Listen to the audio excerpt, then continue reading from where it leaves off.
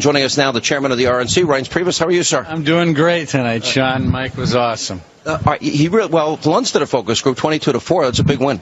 Yeah, it was a big win. He effectively prosecuted the case for Donald Trump and really laid out the case why Hillary Clinton's just been a total train wreck and everything that she's touched. And, you know, the fact that he was able to do that tonight was great, and we're looking forward to it for a good few days. All right. Why the talking points for the debate that Mike won? I don't even know ended up winning. about it. Hey, but you know, we're so confident that he'd win that I'm not sure about that. But certainly he did a great job. And I thought that, you know, Tim Kaine was caught flat-footed on a few things like the Clinton Foundation, the email scandal. I mean, all the things that make her so unqualified to be president of the United States. You know, one of the things I liked about the debate is very substantive. I was a little surprised at Kaine's style, which was constant, nonstop, irritating interruption. Yeah, it was something else. And I was in the debate hall, so I haven't yet been able to look at it how everyone at home has seen it. But even just sitting there, it was unbelievable, the interruptions and the constant talking over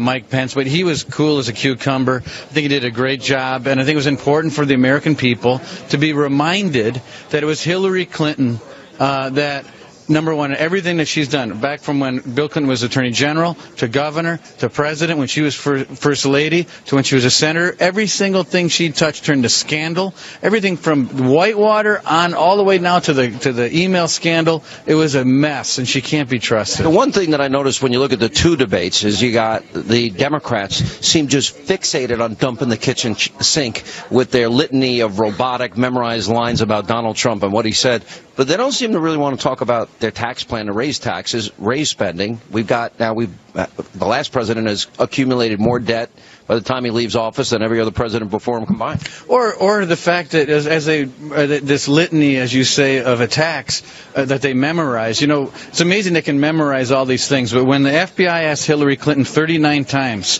whether she remembered things that actually mattered, right? She said, I don't recall. She couldn't recall whether she was trained. She couldn't recall anything about things that have to do with her job as Secretary of State.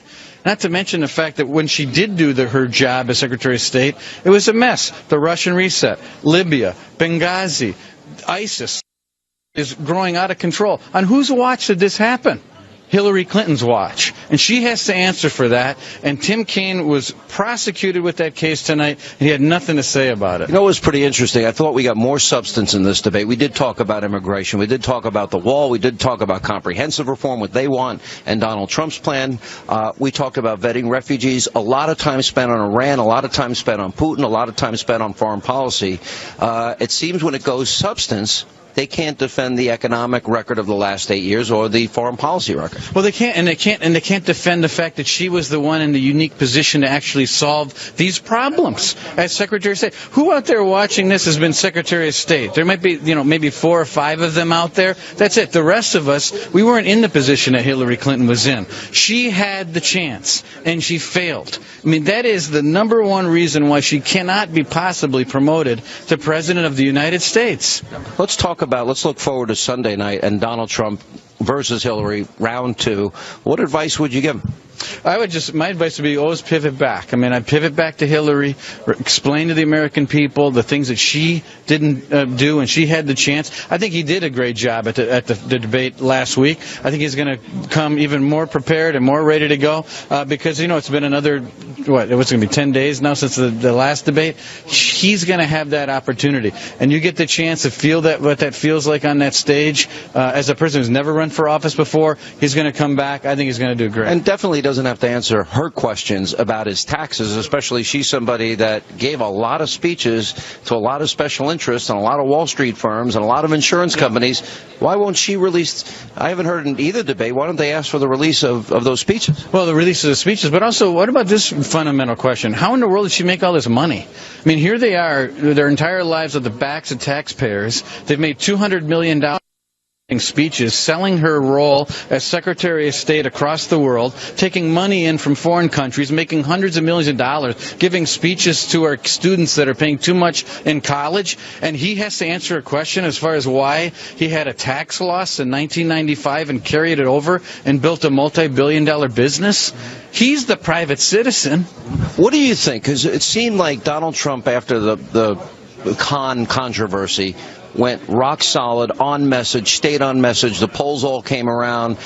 Then the Alicia Machado issue came up and the tweets at 3:30 in the morning. What advice do you have for him on this? Does it get in the way of the message that Mike Pence was bringing tonight, which was substance on all of these big issues, the economy, foreign policy, immigration, health care, all of these things, education? Well, one thing, he's an incredibly hard worker, and he's someone that's never run for office before. And sometimes, like people in politics all the time, they can just sit here and take these accusations, and, I get pounded every day. I wouldn't want your job. No, most people don't want my job, especially during the primary. It's very hard to ignore criticism, and it's not a criticism.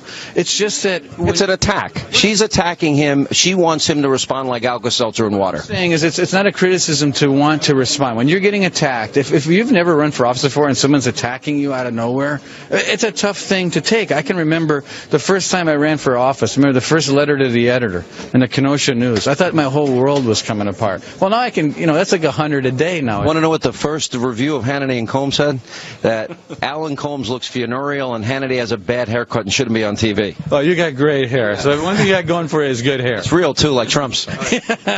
Well, anyway, so we really appreciate you being with us, and thanks so much. You got 35 days to go. You're predicting victory, and how's the ground game? Last question. I think it's going great. I mean, we're ahead. We're well on voter registration, early vote. But look, this is coming down to the wire, and we're going to keep working hard. All right, Reince Priebus, chairman of the RNC. Good to see you. Thanks so much for being with us.